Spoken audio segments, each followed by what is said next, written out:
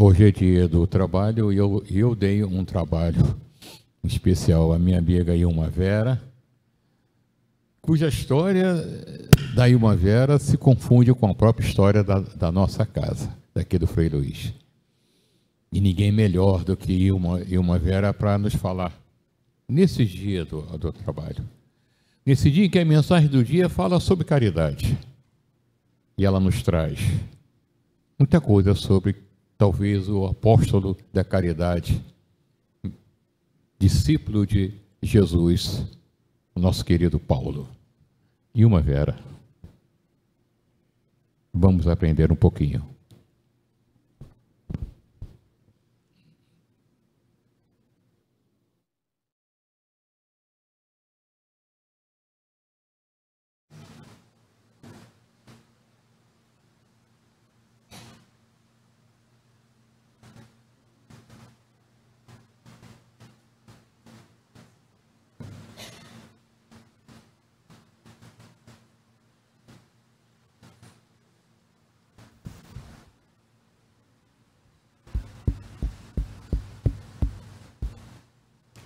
Boa tarde a todos. Que Jesus esteja presente em nossos corações. Que a paz do nosso Senhor Jesus Cristo se expanda sobre toda essa casa. Hoje, dia 1º de maio, dia do trabalho. Esse dia surgiu por causa de um fato bastante triste. Mas a providência divina mostra pela lei da polaridade que, às vezes, vem um mal para produzir um bem. Em 1886, na cidade de Chicago, estava começando a Revolução Industrial. Porém, os trabalhadores estavam num verdadeiro trabalho escravo. E, num dia, 1º de maio, eles resolveram paralisar tudo e ir para praça principal, chama em inglês, né, Haymarket, que é onde tinha todo o comércio em volta, né, e protestarem. E, logicamente, aquilo gerou confusão, que acabou em morte.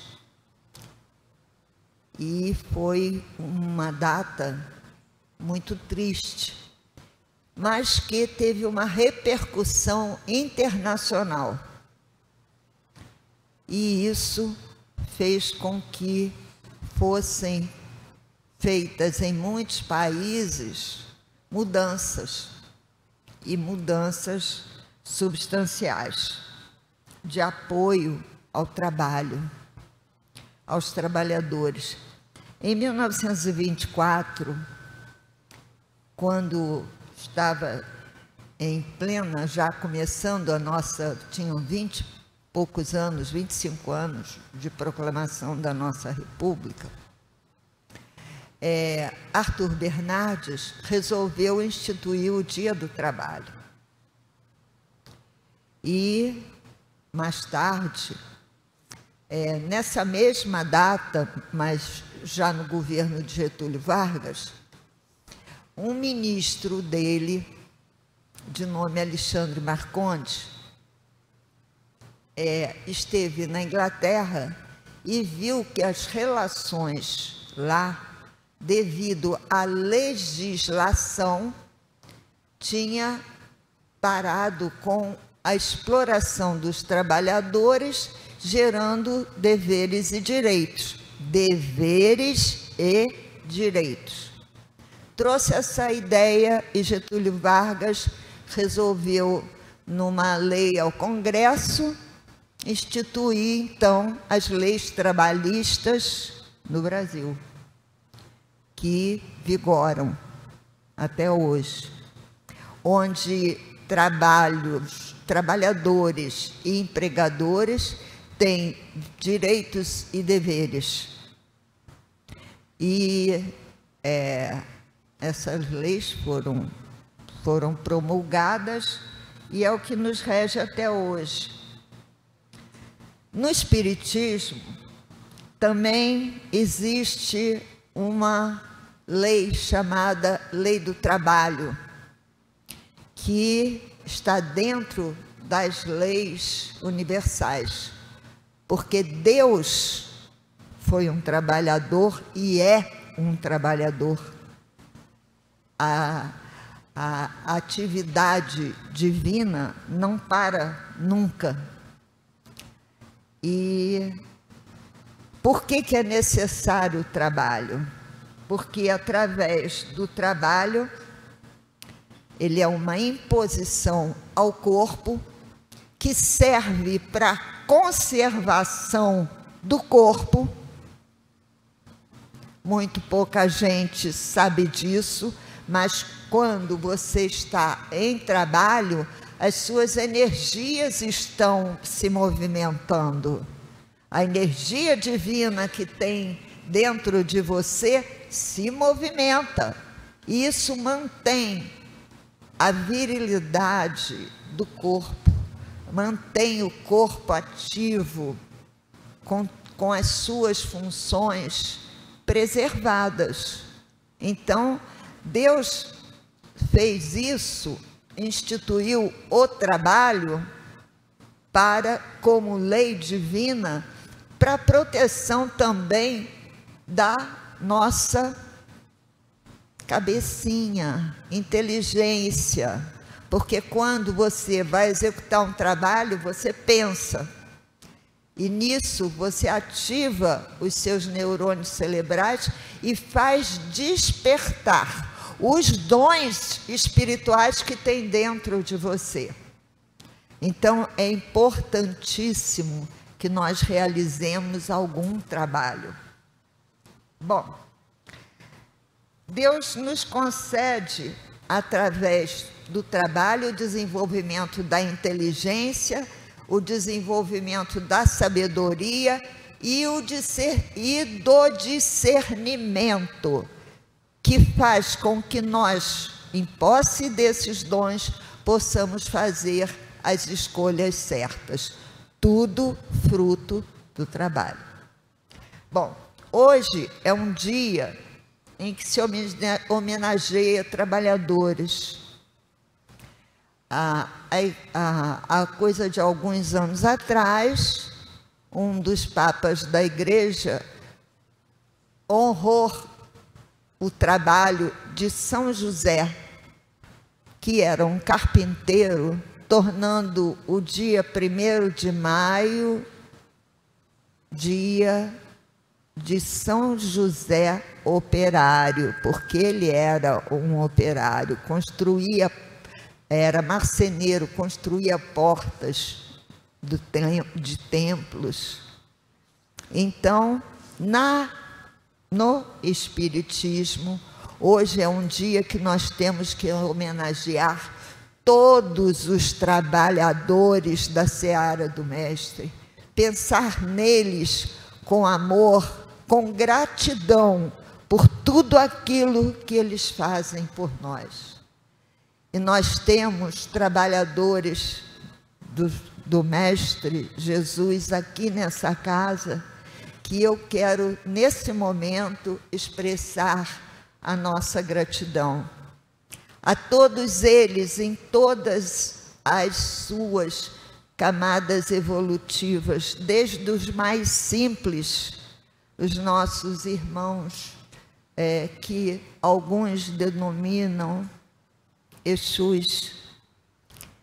Nós temos aqui uma falange deles, dedicada ao trabalho do bem, principalmente nas reuniões de Antigoécia.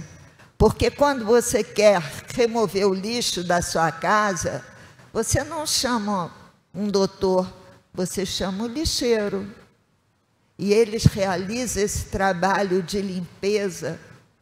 E algumas entidades, eu tenho a satisfação de ter trabalhado e o acompanhamento deles. Os nossos pretos velhos, com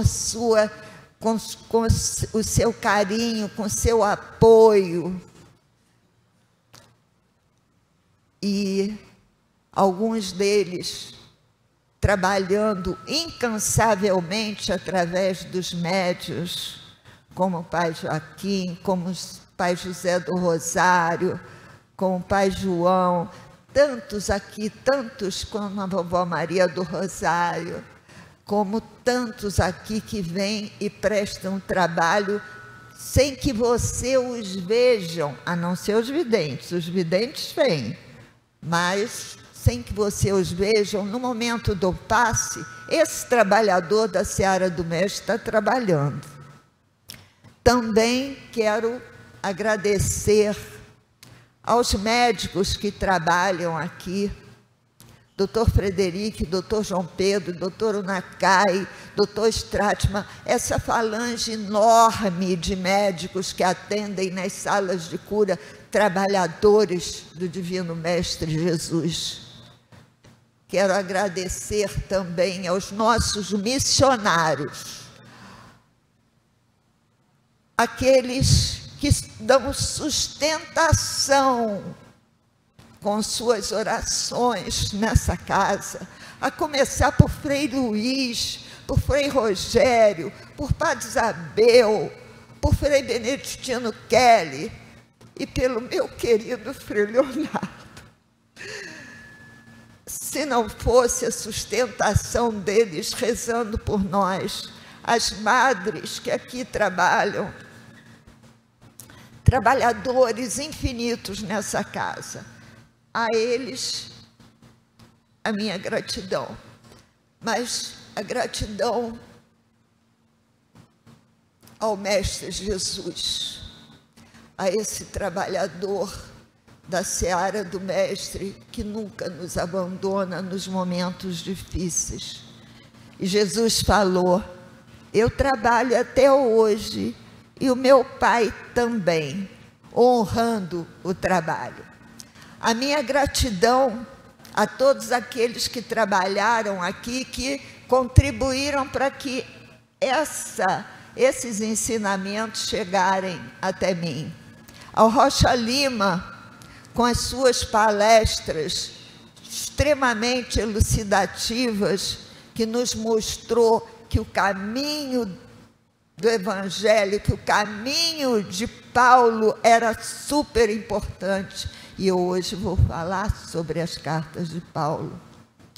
Ao nosso irmão Adir Vilela, que na educação mediúnica e no estudo da doutrina espírita, não deixou nunca de criador, um dos criadores dessa casa, da escola Francisco de Assis, que nunca deixou de nos apoiar também e trazer ensinamentos. Isso na gestão Rocha Lima. Na gestão que veio a seguir do nosso irmão Ronaldo Gazola, exemplificou com o trabalho dele, não só na Secretaria de Saúde do Rio de Janeiro, mas aqui nesta casa, trazendo infinitas possibilidades de atendimento para as pessoas, um grande trabalhador. E na gestão de Gazola nós tivemos um estudo profundo também das cartas de Paulo, que foi realizado pelo nosso irmão Paulo Rui Portela, hoje militando na casa de Padre Pio, uma casa co-irmã da nossa. Grandes mestres que me acompanharam, que tiveram paciência com as minhas perguntas.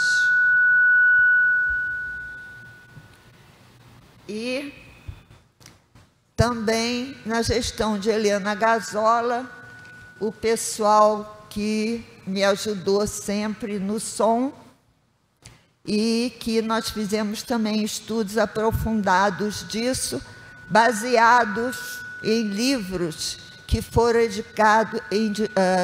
editados pela Federação Espírita Brasileira. O primeiro livro que nós baseamos esses ensinamentos foi o Cristianismo, Mensagem Esquecida, de um célebre escritor chamado Hermínio Miranda, que frequentava aqui também a nossa casa, e com quem eu tive muito prazer de conviver. E o estudo aprofundado da doutrina espírita, que é feito na FEB, para dirigentes de casas espíritas, e eles têm 2 livros sobre a conversão e a missão de Paulo Apóstolo e as Epístolas de Paulo, 2 livros em que a Federação Espírita Brasileira utiliza os ensinamentos de Paulo. Bom, todos conhecem quem foi Paulo Apóstolo. Era um centurião romano, trabalhava no exército, né, daquela época, a serviço do imperador, tinha como missão acabar com os núcleos cristãos, porque estavam causando tumulto para o imperador. E ele, uma vez, na presença de Jesus, que perguntou para ele, Saulo, porque o nome na época dele era Saulo, Saulo, Saulo, por que me persegues? E a luz de Jesus tão imensa que ele cegou. Pouco tempo depois dele vagar pelo deserto, uma voz disse: vá a Damasco e procures um homem chamado Ananias, que ele vai te curar. Era a misericórdia divina de Jesus dando isso. E Paulo foi, e Ananias realmente o curou, e ele, com palavras em que ele pediu que, em nome do Cristo Jesus, rogava a Deus Pai Todo-Poderoso que caíssem os impedimentos para que aquele homem visse a verdade. E nesse momento, pela narração de Paulo, caíram verdadeiras escamas dos olhos dele, e ele viu a figura de Jesus junto a Ananias. E aí Ananias fala para ele que ele está convocado para o trabalho com o mestre. Então, é mais um trabalhador no dia do trabalho. Bom, um dia, Paulo ele saiu rodando todas as cidades, pregando os ensinamentos de Jesus que ele tinha recebido de Ananias. E ele, uma vez, ele estava com um acúmulo de pedido de que todas essas cidades, pedindo a presença dele, ele ia, fazia e deixava alguém lá para continuar, orientava e deixava alguém lá. Só que chegou um ponto que as pessoas tinham dúvidas, como todos nós aqui, muitas vezes, quando recebemos um ensinamento, temos. Era tudo novo para eles, né? E então, cada cidade tinha o seu sistema de vida, muitas crenças diferentes. E então os dirigentes começaram a pedir a Paulo a volta dele, para elucidar os problemas. E Paulo estava na dúvida, ele disse: como é que eu posso estar em todos esses lugares que eu fui ao mesmo tempo? E aí ele, na sua meditação à noite, porque de dia ele trabalhava, construindo tendas. Olha só, olha aí, ele trabalhava durante o dia. Então, Paulo, na meditação que ele fazia toda noite, ele um dia tem a presença de Jesus. E a presença de Jesus, e Jesus então lhe fala: por que te afliges, Paulo? É justo que tu não possas estar lá em todos os lugares, mas tu podes escrever uma epístola. Epístola é carta, né? Tu podes escrever uma epístola e pedir um mensageiro que leve até eles. E foi então aí, e Paulo falou: mas em cada um deles são coisas diferentes, problemas diferentes. Como eu vou conseguir dar conta de tudo? Aí Jesus fala para ele: estarei contigo em todos os tempos, em todas as horas. E aí começam as epístolas. Então ele começa nas epístolas. Aqui está o retrato de Paulo para vocês poderem visualizar bem como ele era bonito. Por que Jesus escolheu Paulo? No final eu vou contar para vocês. Então ele faz as palestras, começa por Coríntios. Então nas cartas eram inúmeros, né, aconselhamentos, inúmeras dúvidas, mas ele baseava sempre um mais importante. Então, nos Coríntios, ele faz ensinamentos, né, em que ele diz o seguinte: os ensinamentos têm que ser levados a todos, independente da origem, quer dizer, da onde a pessoa tinha vindo, porque Corinto era uma cidade grande e para lá emigrava muita gente de vários locais. Independente da raça. Por quê? Porque tinham várias raças que migravam. Independente do sexo, se era homem, se era mulher, independente da geração que Paulo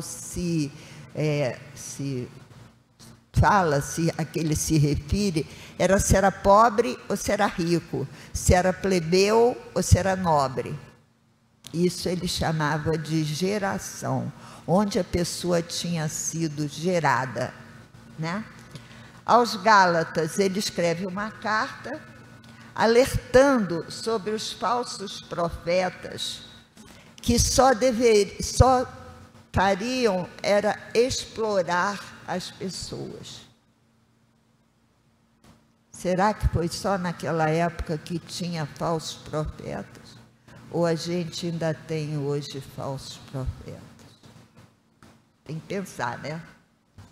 Aos Filipenses, ele chama a todos para a união do grupo, porque estavam causando falta de cada um com uma opinião, falta de fraternidade, de não olhar o lugar do outro, né? Seguindo o que Jesus falou: amai ao próximo como a si mesmo. Aos Romanos, ele fala sobre os sofrimentos que ele vinha passando. E fala também que hoje aquilo já não atingia tanto, porque não era ele quem vivia, era o Cristo que vivia nele. Então, ele volta a falar aos coríntios, fazendo orientações para que aquela igreja dividida, enfraquecida, com divergências internas, por adulterarem ensinamentos, se unificasse e seguissem exatamente o que o mestre falava, né? E ele aí fala o seguinte: uma casa dividida em que todos briguem, ninguém tem razão. Porque na hora que você briga, você entra numa faixa em que você está deixando o egoísmo falar. Isso serve para nós, né? Hoje também, né?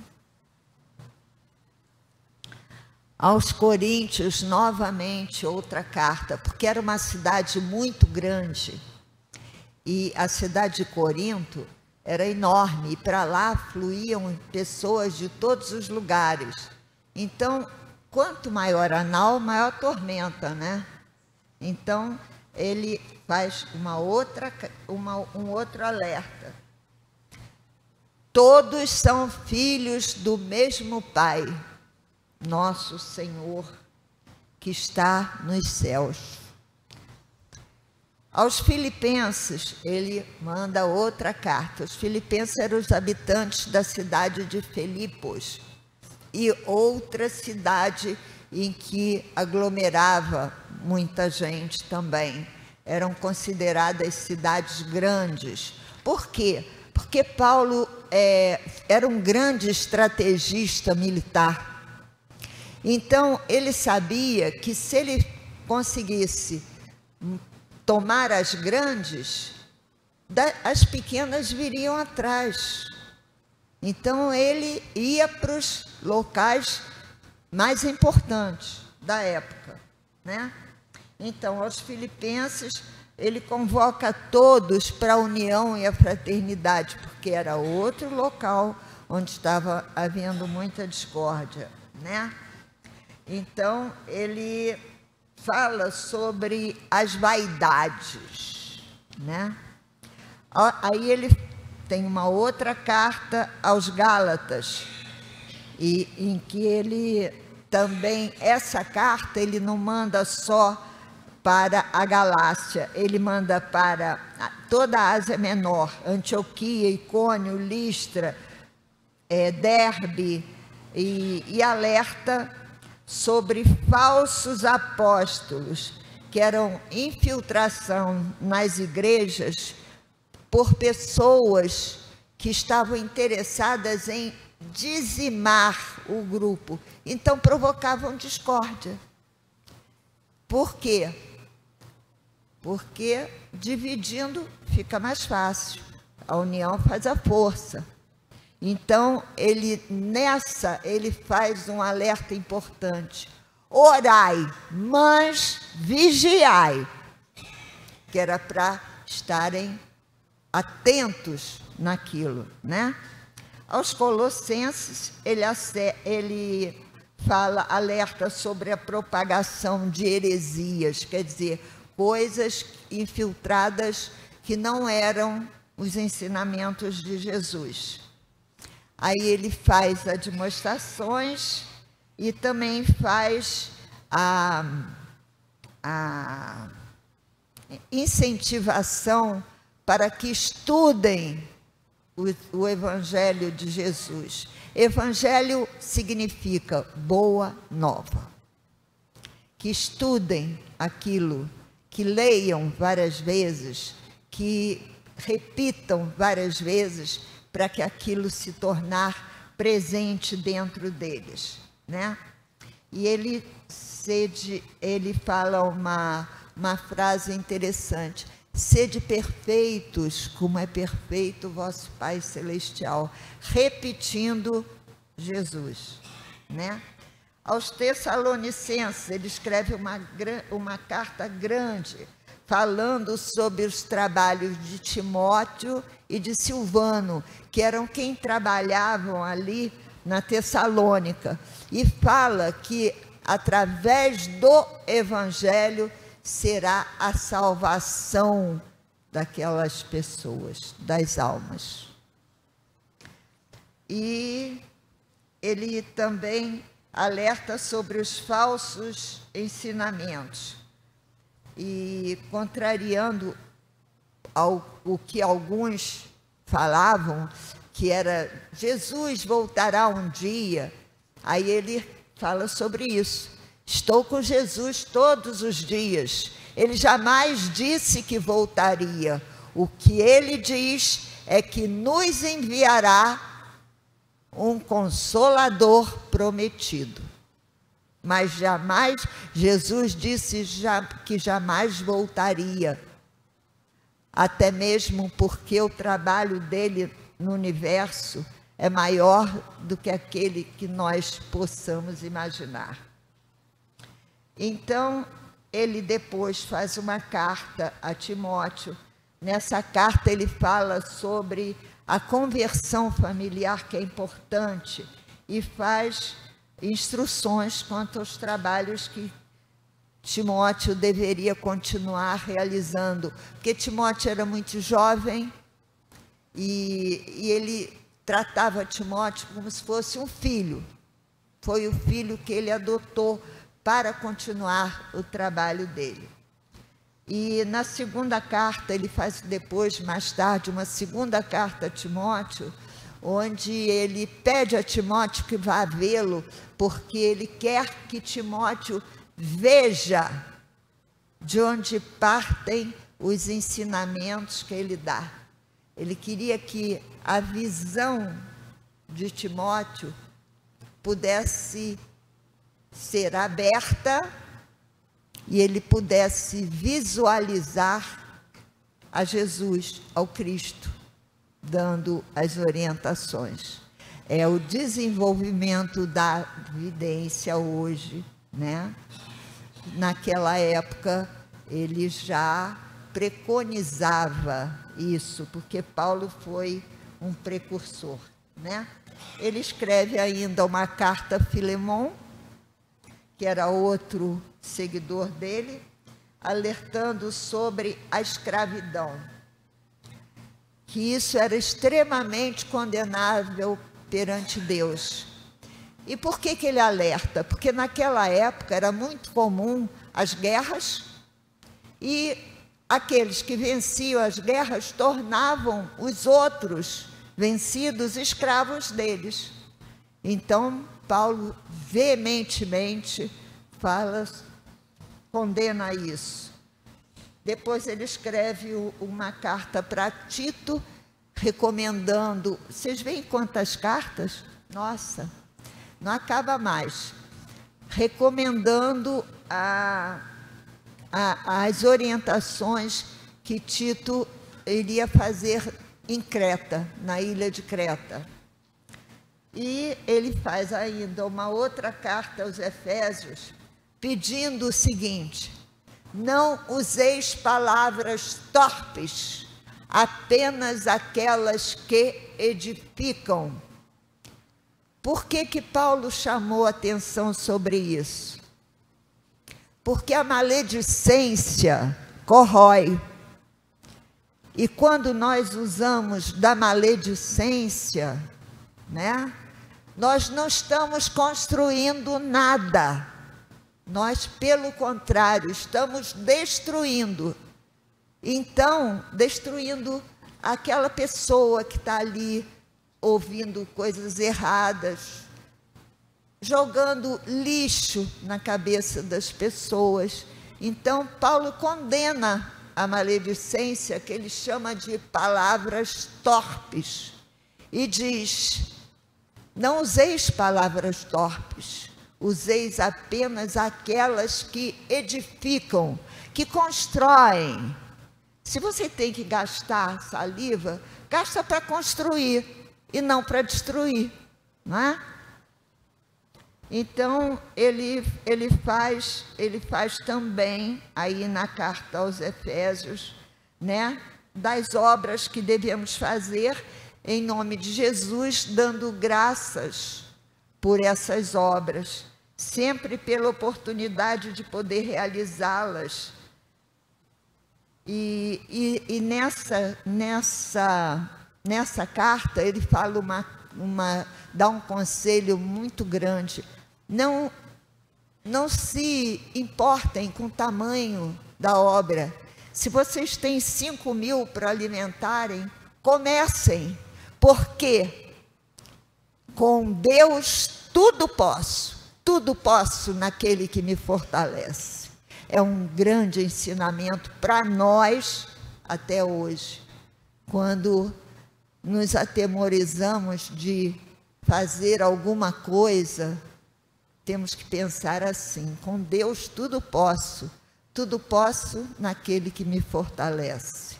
Isso é um grande ensinamento que Paulo deixa para nós. E ele faz ainda uma nova carta a Tiago. A fé sem obras é morta, incentivando ao trabalho. Olha aí, dia do trabalho. Temos aí o incentivo de Jesus. Depois ele termina fazendo uma carta aos judeus, explicando, porque muitos diziam para ele: por que estás levando isso tudo? Aí ele escreve essa carta dizendo: vocês foram os primeiros a serem escolhidos para ser levada a mensagem de Deus. Jesus veio de vocês e vocês os rejeitaram. E os rejeitaram nesse momento da rejeição, em que vocês rejeitaram a Jesus, quando gritaram: crucificai-o, para Jesus. Vocês mostraram que eram injustos para obterem esses ensinamentos, que não eram dignos deles, botando os judeus para pensarem numa conversão. E por último, ele escreve uma carta aos gregos, falando sobre o Deus desconhecido. E aí é uma coisa muito interessante, porque ele vai visitar um templo grego e vê que tinham altares diversos para diversos deuses gregos. Era o Deus do fogo, era o Deus da água, era o Deus da beleza, era o Deus da sabedoria, era o Deus disso. E tinha um altar que estava assim: ao Deus desconhecido. Paulo para e diz: é a esse Deus desconhecido que eu vim lhes falar, que possui todos os dons dos outros nele reunido.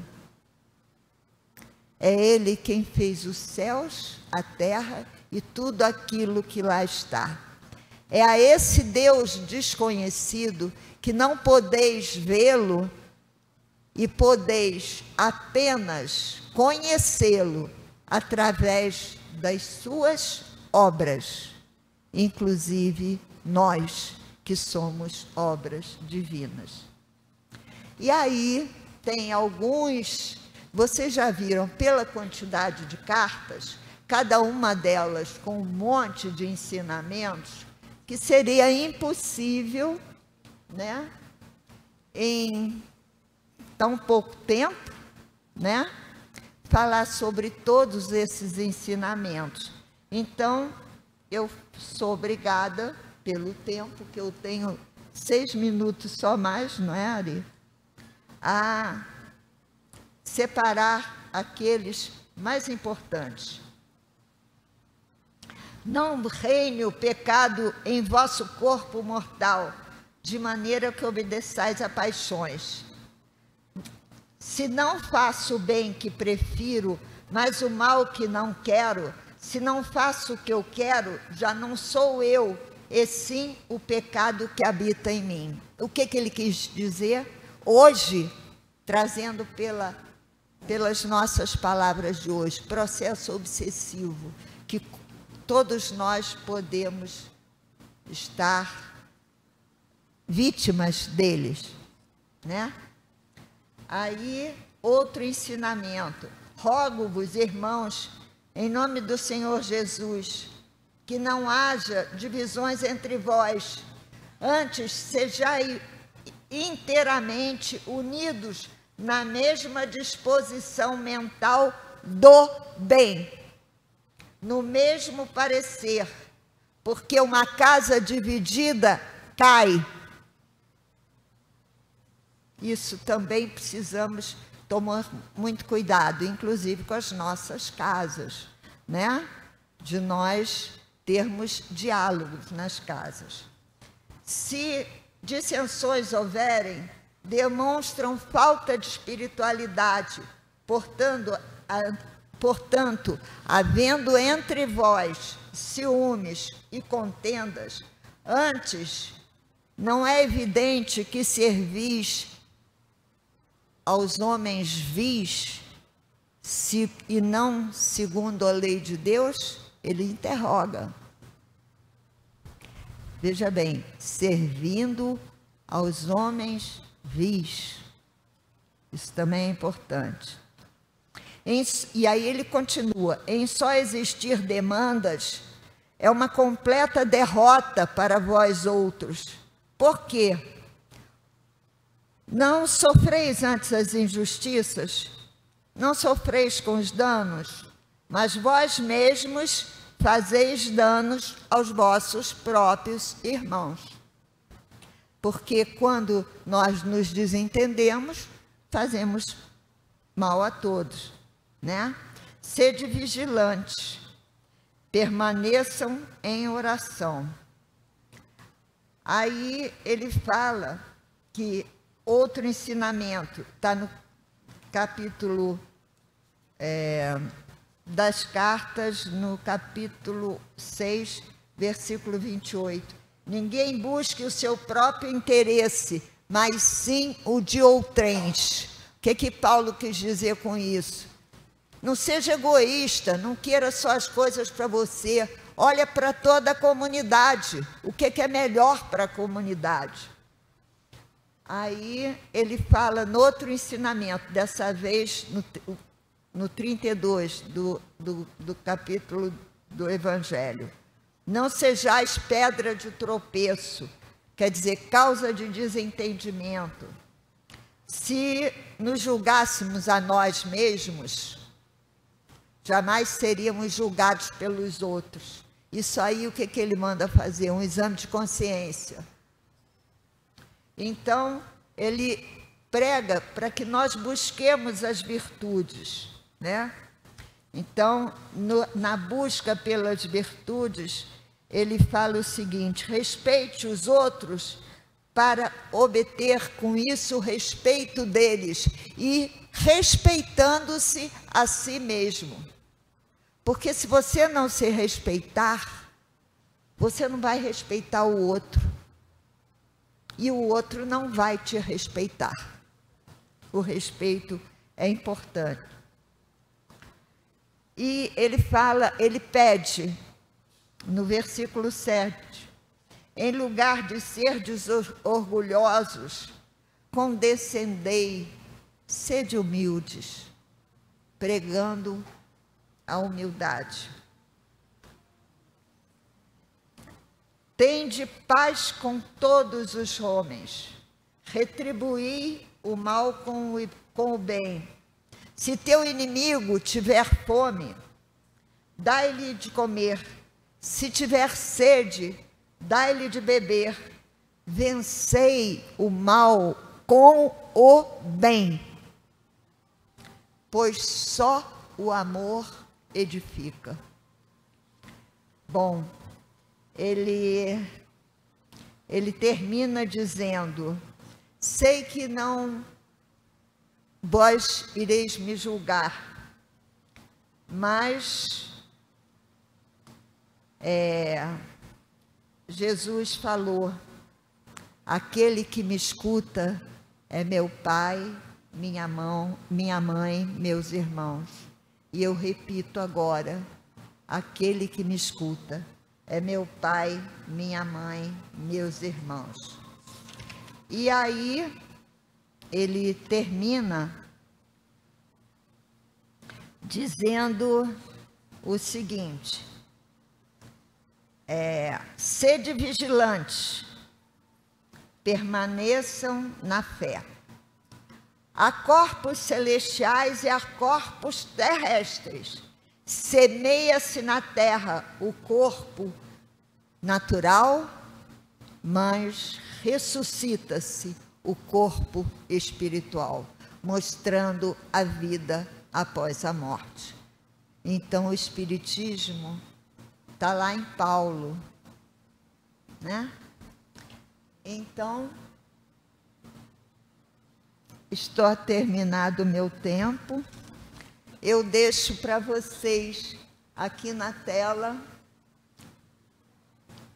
a última carta de Paulo, que eu considero uma lição de vida, que ele deixa para nós. Porque, ainda que eu fale todas as línguas, ainda que eu conheça todas as ciências, que eu tenha toda a sabedoria e etc., se não tiver amor, nada serei, porque Deus é amor. A paz e o amor de Cristo com vocês. Graças a Deus.